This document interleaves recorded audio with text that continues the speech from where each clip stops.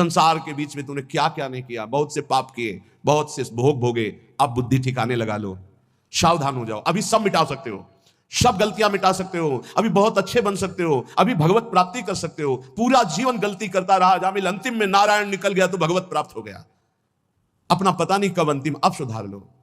अगर हमारी आवाज आपके कान में पहुंच रही है, चाहे ऐसे समक्ष बैठे हुए या यूट्यूब में, आपके माता पिता कैसे भी हो, हमारी प्रार्थना है यदि वो वयोवृद्ध हैं, चलने फिरने में असमर्थ हैं, तो पहले समझ लो उनकी बुद्धि भ्रष्ट हो गई है। तुम्हें मानना पड़ेगा। ये भ्रष्ट का मतलब होता है स्थिति से गिर जाना। अब वो ठीक नहीं बोलेंगे, वो आपको गाली देंगे।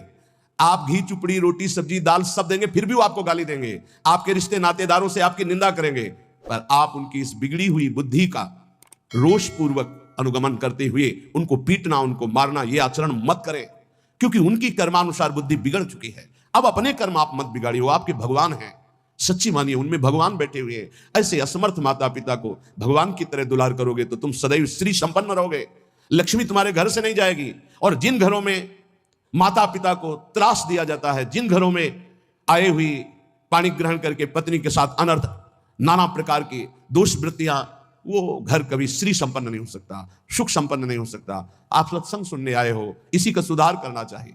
माता पिता आपके साथ क्या व्यवहार कर रहे हैं बिल्कुल मत देखो, ये मान लो कि ये पागल है, उनकी बातें मत सुनो। तुमका अपना कर्तव्य देख, तुम्हारा क्या कर्तव्य, हमको केवल अपना कर्तव्य देखना। हमें बहुत कष्ट होता है जब ये बात देखते हैं कि बूढ़े असमर्थ माता पिता के साथ ऐसा व्यवहार, तब लगता है ये कलेजा इसका हृदय है कि भगवान ने पत्थर की रचना की इसके हृदय में।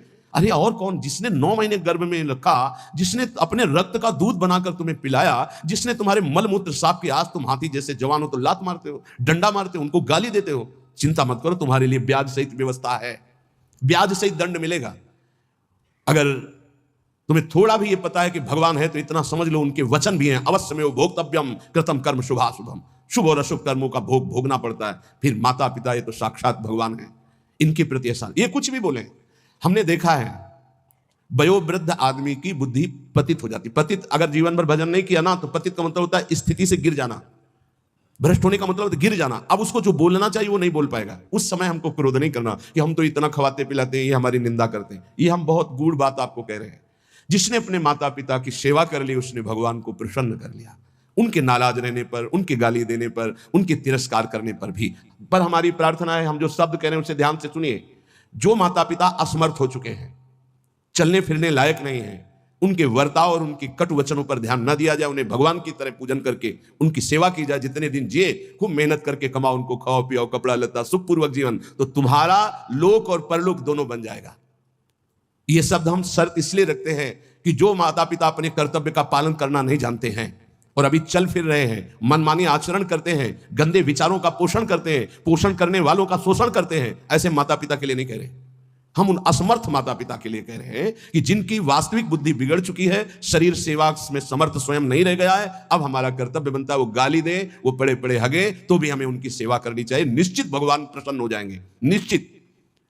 हमने आपको कई बार उदाहरण में बताया है महाभारत का प्रसंग।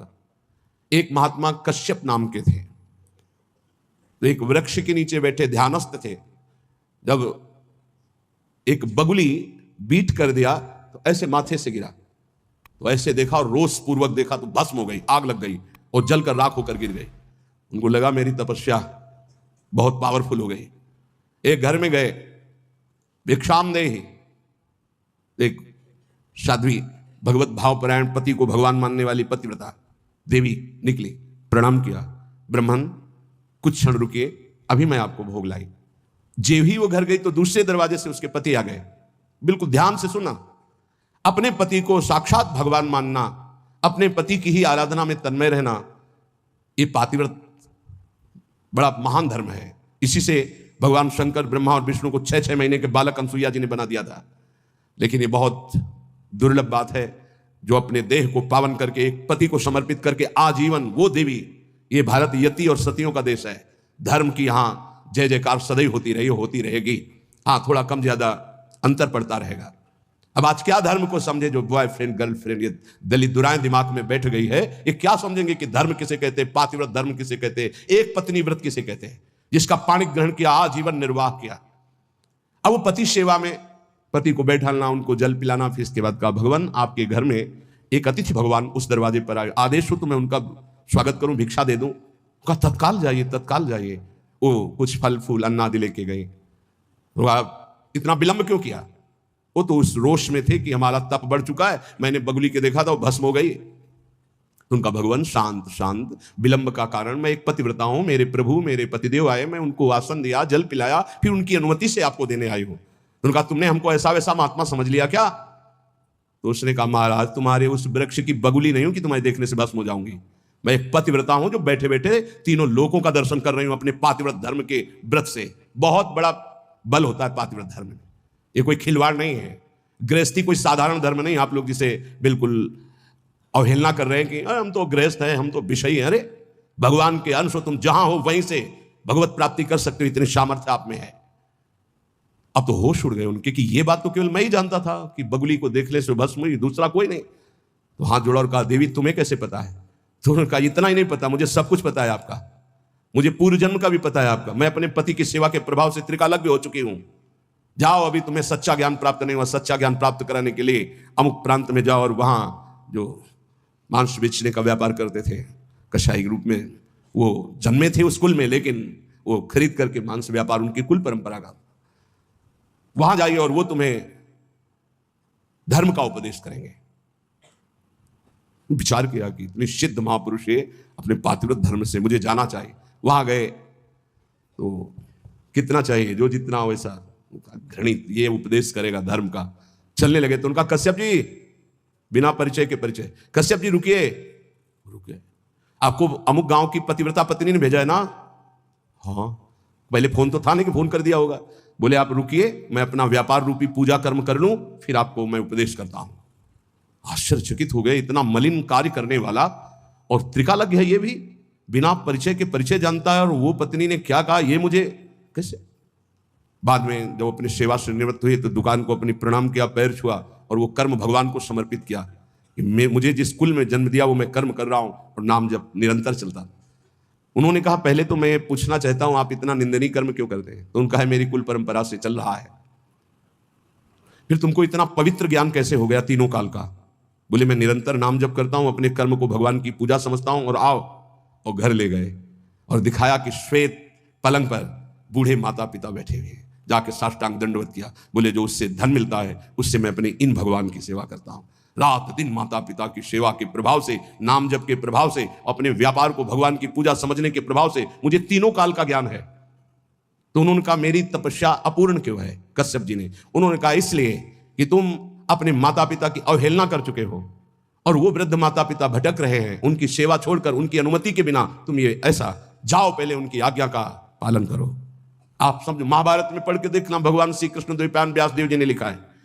आज उन्हीं माता पिता से जिनसे परम सिद्धि प्राप्त होती है, परम कृपा प्राप्त होती है, ये नादान लोग नहीं जान पा रहे और अपना कर्म नाश कर रहे हैं, कर्म नाश कर रहे हैं, पूरा जीवन नष्ट कर रहे हैं। हम इस विषय में इसलिए बोल रहे हैं कि आजकल बहुत बच्चे उद्दंड हो रहे हैं और ब्याह हुआ तो वही नई बच्चियां जिनको अपने माता पिता का सम्मान करना नहीं आया, वो अपने पति के माता पिता के साथ दुर्व्यवहार करती हैं, पति के अधीन करके दोनों मिलकर उनको पीड़ा पहुंचाती हैं। हम वयोवृद्धि की बात कह रहे हैं, हम उनकी बात नहीं कर रहे जो समर्थ है, कर सकते हैं, जो शोषण करते हैं, हम उनकी बात नहीं कर रहे। हम उनकी बात कर रहे जो असमर्थ है, चलने में भी असमर्थ है। अब उनके ऊपर डंडे का प्रहार, उनकी पिटाई बिल्कुल ठीक नहीं। हे भ्रातर, भोगा सुभुक्ता, जो तुम कर्म कर रहे हो सुभुक्ता तुम्हें भोगना पड़ेगा और बहुत भोग चुके हो। जैसे मां के गर्भ में कितना बड़ा दंड भोगा तुम्हें याद भी नहीं है। इसलिए भवतानापि संसार मध्य, दोबारा इस संसार के बीच में जन्म ना हो, ऐसा उपाय कर लो। क्या? विद्यादान धुराद्य ही कति कति जगति ख्याति पूजाद्य लब्धा, इससे तुम्हारा जन्म मरण नहीं रुकेगा। बहुत पढ़ लिख कर विद्वान हो गए हो तो तुम्हारी ख्याति हो जाएगी, बहुत दान दे दोगे तो तुम्हारा यश हो जाएगा, बहुत भोग सामग्री आहार विहार बांट दोगे, बहुतायत रूप में तुम्हारे पास आ जाएगी, लेकिन तुम्हारा जन्म मरण नहीं रुकेगा। जन्म मरण रुकेगा अद्याहारे यादृच्छिक उर्गुणवानप्य हो समृतात्मा श्रीमद वृंदावनेस्मिन् सतत मट सखे सर्वतो मुक्त संगाहा। आहार विहार की चिंता छोड़ दो, योगक्षेमम वहाम्यहम का ठेका भगवान लेते हैं। अपने कर्तव्य का धर्म पूर्वक पालन करो, धन की चिंता मत करो। आ जाओ श्री धाम वृंदावन सत्संग सुनो, उसके अनुसार आचरण करो, साधना भजन करो, तुम्हारा परम मंगल हो जाएगा, आवागमन से मुक्त हो जाओगे। हे सखे, वृंदारण्यम त्यजेति प्रवदति यदि कोप्यस्य जिह्वाम छिन्नमि श्रीमद् वृंदावनान् माम यदि नयति बलात् कोपितम हन्यवश्यम। यदि किसी ने मुझे वृंदावन से बाहर जाने की बात कह दी तो मैं उसकी, इतनी अनन्य निष्ठा है श्रीपाद की, बोले आप एक बार आइए, तो फिर उसे कहना पड़ता है कि क्षमा कीजिएगा, श्रीधाम वृंदावन का क्षेत्र संन्यास है। क्षेत्र संन्यास का तात्पर्य होता है मैं जिस क्षेत्र में संन्यास ले रहा हूं उस क्षेत्र का कभी त्याग नहीं कर सकता, इसे क्षेत्र संन्यास, अनन्य निष्ठा। और कह रहे हैं यदि कोई मुझे रिश्ते नाते या किसी संबंध से बलात् वृंदावन से बाहर करने की कोशिश करेगा तो मैं उसको श्रीमद् वृंदावनान् माम यदि नयति बलात् कोपितम हन्यवश्यम। बहुत जोर की बात है, बहुत होश में सुनना। ये दो बातें तो हो गई अनन्य निष्ठा की, अब रहने की बात कर रहे हैं। एक गजब की वृंदावन की निष्ठा है श्रीपाद प्रबोधानंद जी की। जबान काटने का मतलब होता है मैं तुम्हारी बात नहीं मानूंगा। देखो नहीं, जैसे गुरुजन बात कर रहे हो तो आप उन्हें कहते क्यों बार बार हमारी जबान को काट रहा है, जो हमें बोल रहा हूं बात मान। जबान काटने के दो अर्थ होते हैं, एक मूर्खता पूर्वक अर्थ निकाला जाए तो बोले जबान पकड़ के काटना, और एक होता है बात ना मानना। इस सरल शब्दों में संत किसी की जबान नहीं काटते, संत उनकी बात नहीं मानते, यही है जबान काटना। बोले हमारी जबान को बार बार काट रहे हो, हम जो कह रहे हैं उसको नहीं मानना मतलब जबान काटना, उसको सरल शब्दों में समझिए। और मारना का तात्पर्य होता है हम आपको आज से अपना नहीं मानते। जैसे ध्रुवदास जी ने इसे सरल भाषा में कहा, माता मित्र सुतादित्य तज ध्रुव तिनको पास, वृंदावन के वास को जिनके नाय हुलास। वो कोई भी हो, हम अपना संबंध नहीं मानते हैं जो हमें वृंदावन से बाहर कर सके, ऐसे इसका अर्थ लो। अब जो कह रहे हैं वो बहुत गूढ़ विषय है। कामम वेश्याम उपेयाम न खलु परिणया यान्यतो यामि कामम चौर्यम कुर्याम धनार्थम न तो चलति पदहंत वृंदावनान में। कैसे अर्थ पड़े, हिम्मत नहीं पड़े। कामम वेश्याम उपेयाम न खलु परिणया यान्यतो यामि कामम। बहुत ऊंची निष्ठा, इसलिए समझ पाना बहुत कठिन है। ये बहुत बड़ी बात कह रहे हैं कि वृंदावन में मैं वैश्यागमन करके भी रहना स्वीकार कर सकता हूं, लेकिन वृंदावन के बाहर में बहुत बड़ी बात कह रहे हैं। मतलब उसका अर्थ करना कठिन है, क्योंकि उनकी बहुत ऊंची निष्ठा से वो बात कर रहे हैं। भला ब्रह्मबोध संपन्न महापुरुष के अंदर कहीं कामना हो सकती है? भला ऐसे अंतःकरण वाले महापुरुष जो प्रेम में निष्ठ है उनके अंदर कहीं कामना हो सकती है? लेकिन निष्ठा की चरम सीमा का स्वरूप है ये। निष्ठा की चरम सीमा समझ पाना बहुत कठिन बात होती है, बहुत कठिन बात होती है। रसिक अनन्यमाल में एक चरित्र आता है कि वो उनके गुरुदेव भगवान हरिवंश महाप्रभु थे। उन्होंने बताया जैसे हरिराम व्यास जी को श्याम श्यामा पद कमल संग शिरनायो, श्याम श्यामा के चरणों की जो आराधना करने वाले भक्तजन, उनकी आराधना से निश्चित प्रिया प्रीतम की प्राप्ति हो। उन्होंने गृहस्थ में थे, वो अपने घर में साधु सेवा विस्तार करने लगे। जो अब जहां जैसे संत सुनते उनके घर आते, तो एक नौजवान आदमी ने, जो बिल्कुल कोई मतलब भजन साधन से नहीं, देखा बहुत साधु वेश में हलवा पूड़ी खवाया जाता है और दक्षिणा भी मिलती है, तो पाखंड वेश धारण करके, वो साधु नहीं था, वो वहां गया तो उन्होंने उसका पूजन किया, वैसे ही जैसे संत सेवा करते हैं। अब वहां कोई रोक टोक नहीं थी, तो जैसे ये निष्ठा है ऐसे वो बहुत ऊंची निष्ठा, उसको सब लोग नहीं कर सकते, करना भी नहीं चाहिए। अब उनके घर में एक नवयुवती बच्ची थी जो ब्याह योग्य थी, और माता पिता और सब खूब वैभव ऐश्वर्य और साधु सेवा करते थे। रात्रि में छत में गर्मियों में शयन होता है, तो संत ऊपर, जो संत नहीं थे केवल वेश मात्र था, वो कुछ ऐसी चेष्टा। बड़ा प्रसंगम सारांश में किया, निष्ठा का स्वरूप। सुबह हुआ, अब आंगन में माता पिता, और वो समझ गया था कि देख, अब वो घबरा रहा था, उसके प्राण व्याकुल होते कि मारे गए हम। हाथ जोड़ा दोनों ने, कहा प्रभु मैं सदैव संतों को भगवान मानता रहा हूं और आपको भी भगवान मानता हूं। आपने जो भी चेष्टा की, मैं समझता हूं मेरे राधा वल्लभ लाल का ही इशारा था। आप इस बेटी का पानी ग्रहण करें, सारा महल और ये सब ऐश्वर्य आपका, और मुझे आदेश करें। अब मैं अपने गुरु हरिवंश चंद्र जी के पास वृंदावन जाकर, और चल दिए सब छोड़ के। ये ऐसी निष्ठाएं कहीं हजारों में नहीं होती, कोई बिरला। तो जैसे श्रीपाद कह रहे बहुत ऊंची निष्ठा की बात है, इससे साधारणतया ना ले लिया जाए, क्योंकि जो ब्रह्मबोध संपन्न महापुरुष है, नहीं स्वात्मा रामम विषय मृग तृष्णाम भ्रमयति, और दूसरा जो प्रेम में, वहां कहीं गुंजाइश ही नहीं है, ये निष्ठा की केवल बात है। कह रहे कि यदि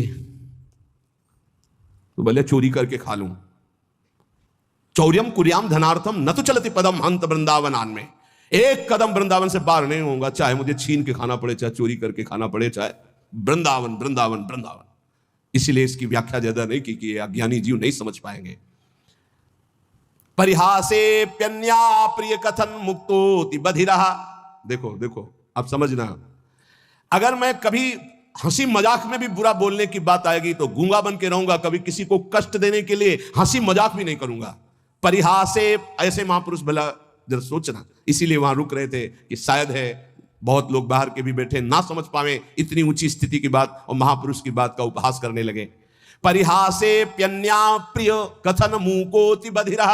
यदि किसी का अप्रिय दुख भरा मेरा वचन उनके कान में पहुंचने का अप्रिय वाला हो तो मैं जिंदगी भर मौन रहूंगा, कभी बोलूंगा नहीं, परिहास में भी नहीं बोलूंगा, जिससे किसी का हृदय दुखी हो।